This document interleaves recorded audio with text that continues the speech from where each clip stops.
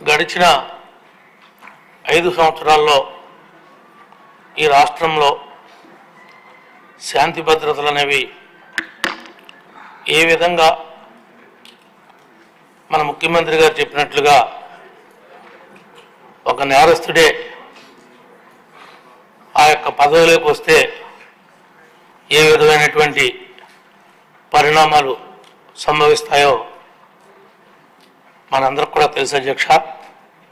కొంతమంది పోలీసులు అధికార పార్టీ వాళ్ళు అప్పట్లో వాళ్ళు కుమ్ముగాయటంతో నేరం చేయనప్పటికి కూడా ఒక్కొక్క మండల స్థాయి నాయకుడికి 10-15 కేసులు ఉన్నాయి అధ్యక్ష.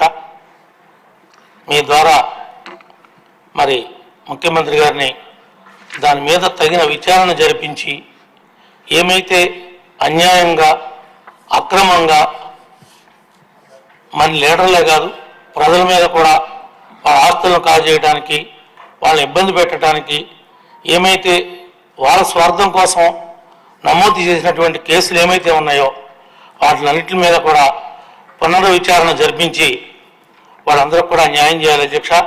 ఎందుకంటే నెలలో 30 రోజులు ఉంటే ఒక్కొక్కరికి 1 వీక్ కోర్టు వాయిదాలు తిరిగితే సరిపోతుంది అధ్యక్ష.